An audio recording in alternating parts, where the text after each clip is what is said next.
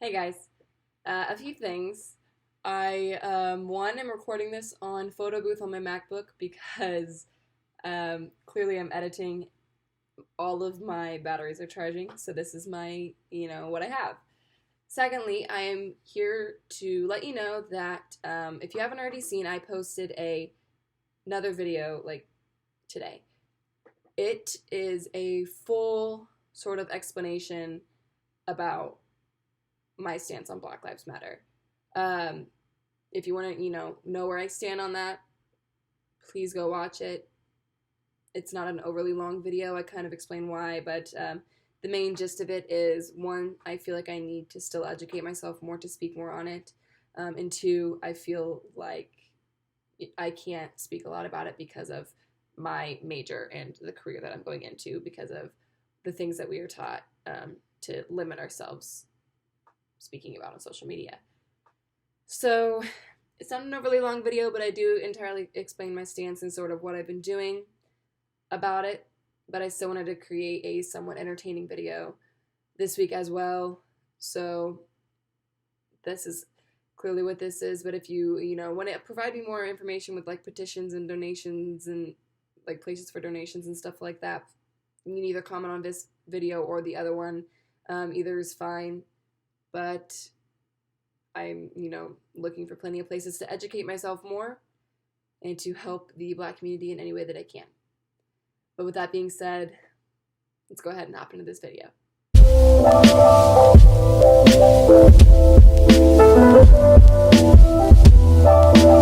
So, it is obviously June. It'll be June 7th when this video is posted. So that is, of course, a few days, I think, after most deadlines for decisions are. I think a lot of decisions are on June 1st.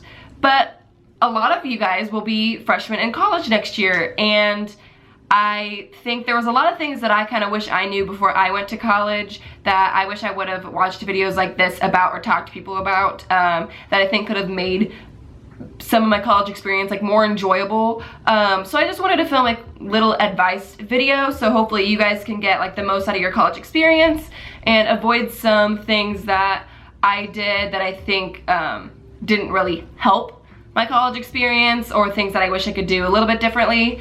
So with that being said, I'm gonna go ahead and jump into my tips. So I feel like I should start talking about my experience in college. I'm going to be a junior this year at Ball State University in Indiana. I am studying telecommunications and journalism double major, and then I'm doing a Spanish and criminal justice minors. That's kind of what I'm doing. I'm currently a member of Alpha Chi Omega and also a reporter, anchor, producer, and digital content manager at Newslink, Indiana. I actually didn't go here the entire time that I've been in college. I actually first went to Indiana University out of high school, studying biochemistry and pre-med. So essentially what happened was, while I was in high school, I was a member of 91.7 WEEM. That is my high school's radio station. I was a member of that from sophomore year to senior year and thoroughly loved it. At the time, my high school has a EMT rookie program, so that you can do if you're in your senior year. Only a certain amount of people get chosen to do it. So I applied to that my senior year because I always liked science and kind of always sort of thought about going in to be a doctor or something like that in college. So I did it, I loved it, and that is ultimately why I decided to do biochem and pre-med straight out of high school. When I went to Indiana University, I loved it, trust me. It's definitely a huge school. I had a 25-minute walk to class every day, but I did love it for the most part. I think I was still doing a Spanish minor, so it was just a lot of work for me, and I'm a very, very extroverted person, so I don't do well when I'm closed behind doors all day long. And because of what I was studying, I felt like I constantly had homework. I never had free time. I also had a job. I worked at the Coffee Bean and Tea Leaf there on campus, so I literally felt like I was either in my dorm doing homework or I was at work. I felt like you know, a lot of people on my floor in my dorm building were making really good friends, and I didn't feel like I was making that many friends because I was always doing homework, or I had to ask them to leave our dorm room so I could go to bed because I had an 8 a.m. the next morning. So definitely, you know, things like that I think kind of didn't help the experience. But as I kept studying what I was studying, I realized that that wasn't necessarily what I really wanted to do. And I started to really miss doing radio and broadcasting and stuff like that. So that is what ultimately fueled me to switch my major to telecommunications and journalism. And while IU does have a journalism program, it does not rival Ball State's whatsoever. So I, you know, went ahead and decided that if I'm going to change my major, I'm going to transfer to the best school for it, and that was of course Ball State. So I went there for 1 semester, and in the spring of my freshman year transferred to Ball State. So going into actual advice for all of you guys going into college next year, I think I'm going to start hopping into sort of classes and what classes are like, what I wish I would have known about them. So when you guys go through your orientation things, you're gonna hear a lot, and I'm sure you might have already heard it from friends or family, to like, you know, go to office hours or talk to your like professors during big lectures or sit in the front of the classroom. Those are definitely true, for sure, but there's a lot more advice that kind of goes into that as well. So to start off, classes in college, for most people at least, are definitely harder. And I do think it depends on the subject that you're studying slightly. Like, I'm not the best at math, so when I was studying calculus at IU, I had the worst time. It did not go well. Because now that I'm studying journalism and things here, I feel like the classes for me are actually pretty easy. And I think that's just because I'm good at them. That feels like really like, it feels bad to say, but like I've had experience in it before. I know that it's when I do what I want to do. I love it, so that therefore makes me like better at doing it. So yes, classes in general are generally harder, and it's because you have actually a lot more work with them than you did in high school. But if you're actually really loving what you're doing, the majority at least of your classes should feel pretty easy. But of course, as a freshman, you're gonna be put into a lot of gen eds and lectures. And yes, like I said earlier, definitely try to sit toward the front of your lecture hall as long as you have time to get to your next class after. Because I know that when I was at IU and I had my chemistry, I always sat in the back of the lecture because I had a class like literally across campus that I had to get to in 15 minutes, and it's a 20-minute walk. So if I would have sat at the front of the class, I would have had to fight around like so many people to get out so quick. So I did sit at the back, but they gave me a chance to rush out the door at the end of class. But if you do have time, definitely sit toward the front. You do get more personal with your professors. They're more likely to help you if you're like on the cusp of a grade, if they know who you are, if you have like a personal relation to them. So that's good. But also they're very hard to get personal in. When I'm in my smaller classes, I feel like I have a lot of like friends around me that I can talk to and they can help me out. But in lectures, I feel like I don't necessarily know if these people around me are like studying what I'm studying, or if they can really help me out, even though like, yeah, they're studying the same class in that particular class.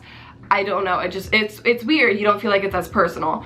So advice for that is to actually get phone numbers of the people that you sit next to. Like the first day of class, you go in and you're sitting next to a few people, be like, hey, my name is whatever, and you know, like I'm studying this, like what is your guys' names? What are you studying? Oh, we should get each other's numbers so we can help each other study for class. Do you want to sit together the next time we have class? Things like that, because that does help make that super large lecture feel a little bit smaller and more personal. Was things that really helped me a lot, that I think I really wish I would have known beforehand, because I didn't start doing that until my second year at college. So I think it would have helped me a lot if I would have done it my freshman year. Tips for scheduling. I definitely would suggest to use Ray, my professor. While it's not 100% accurate for every professor, at least in my opinion, I do think generally it is very, very good to use. I have avoided so many professors that my friends have taken just from like looking at Rate My Professor, and they're like, oh my god, I wish I would have never taken this professor, and I'm absolutely in love with my professor. So definitely use it, do your research on it. But also, like, when you're scheduling your classes, I personally, if you're not a morning person, then maybe don't listen to this advice, but I would suggest actually trying to schedule some classes a little earlier in the day. Now, an 8 a.m. right in college was actually really, really hard for me. So not necessarily 8 a.m. if you can avoid it. So, like, but for instance, my earliest classes next semester, on Tuesdays and Thursdays I have a 9:30, on Monday, Wednesday, Friday I have a 10, and I'm done by like around noon each day, which means I have literally the rest of the day to do homework, to work out, to hang out with friends, to do, frankly, whatever I want to do that rest of the day. And I feel like when I, you know, had my second semester and I was here, I scheduled later classes. So I was in class from like 11 to 3, and then I had an hour, and then I had to be at Newslink, or an hour I had to be at work or counseling or whatever. I didn't feel like I had as much free time. So yes, 8 a.m. suck, and I would try to avoid those, but definitely try to schedule earlier classes. I know they sound annoying and stuff like that, but you're gonna have so much more free time the rest of the day to do whatever. The last thing too with classes is don't stress about getting textbooks too early. There's been so many times that I like wasted money because I got my textbooks the week before class and didn't need the textbook. Wait until after the first day that you have that class to see if you need the textbook. If the teacher doesn't like address it during class, go up to him after class and say, hey, do you highly suggest that we get the textbook for this class? Because you don't want to waste your money. I don't think anyone really wants to waste your money. Also, definitely just rent used books if it's possible. There's really no point in buying books because you're not really going to use them much afterward. So speaking of trying to like make friends and get to know people in college, definitely try to join some organizations. I mean, yes, when you move in to your dorm, like keep your door open. You'll get to meet the people that like live on your floor, which is absolutely wonderful. I made a lot of friends that way, but joining clubs and organizations makes it like so much easier. For example, like I would highly suggest to join clubs that have to do with your major. So for instance, like I said, I'm in Newslink, Indiana. I'm studying to be a TCOM major. Not only does like help me meet people that are going to be in my field that I can network with after college, but it gives me great friends to learn off of while I'm here, have study sessions with while I'm here. It's giving me professional experience. Like, it's definitely really, really, really good to get into clubs or some sort of organization involved with your major, and I'd highly suggest it. If you're religious, join a ministry on campus. I personally am not like very religious, but I have some friends who are, and they're members of like Delight Ministries like we have here on campus, or Crew, or whatever, and they love it. It makes them feel good because their faith is really, you know, strong for them. And if it's strong for you too, like why wouldn't you want to be surrounded by people who are, you know, had that similar interest with you? If you're big into sports, join club sports or intramurals. They don't really take that much of your time, and you get to meet so many people. And not only do you get to meet people, but it's also really, really fun and gives you a really good experience on campus. And I wish I would have gotten involved with it more when I was a freshman, because I felt like I could have met so many more people and had a much, like, made a huge community much smaller had I joined intramurals, because I do love to play sports. One of my biggest pieces of advice is to go to the campus involvement fair. I hear so many people that are like me and I don't know what to join, I don't know what to join. I mention for them to go to the campus involvement fair and they're like, well, no, I don't want to do that because like that just seems boring. There are so many clubs on campus that I did not know existed until I went to that involvement fair, that if I had the time I would 100% join. And it's not boring. The booths that they have set up, a lot of them are very interactive. And the last like little piece of advice that I have is one of the easiest things to do, but maybe one of the scariest for people who are very introverted. Sit with random people in the lunchroom. I know that sounds like really weird, but there were several times that none of my friends had the same break that I had to go to a dining hall. And like I've said plenty of times, I'm very extroverted. I don't do well with not talking for a long time. So I would look around and say, oh, there's one person sitting at that table.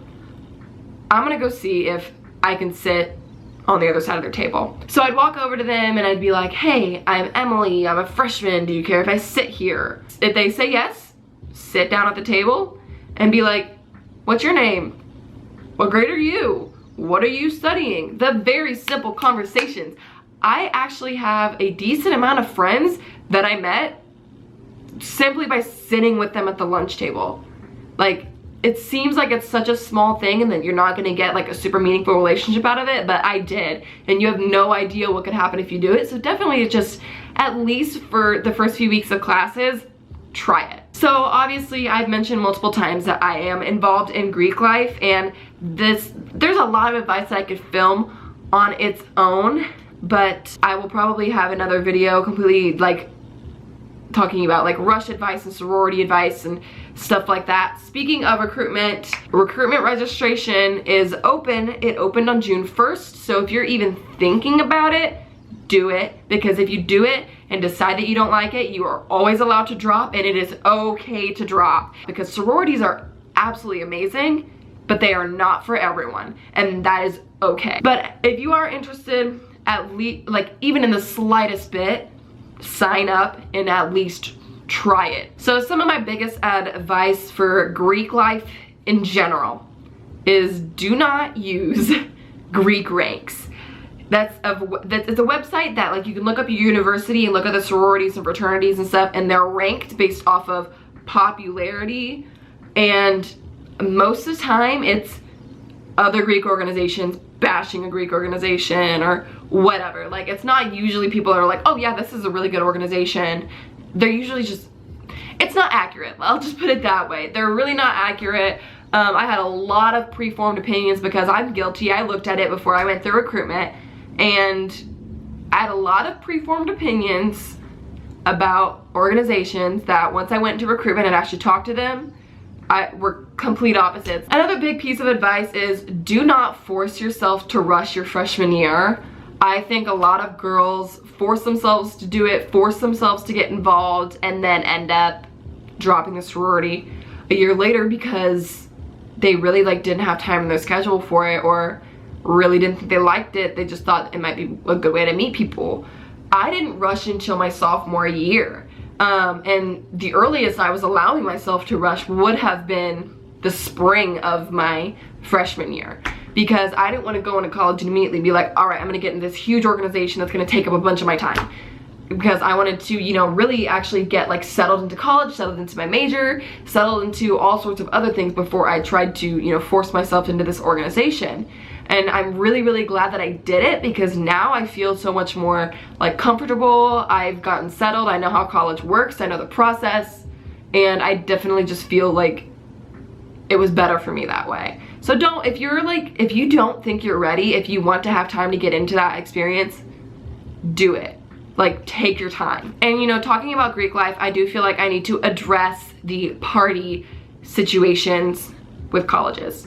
Parties are great. They're super, super fun. Obviously, be careful. That's the biggest thing I need to talk about right now is don't go to parties alone. I don't care what your gender, what your sexual orientation, anything is. Never go to a party alone. Always have at least one other person with you, because unfortunately, it's just not safe to go alone. On top of that, same thing. Doesn't matter your gender, doesn't matter your race, doesn't matter your sexual orientation. I don't care who you are. Know your Title IX rules for your school.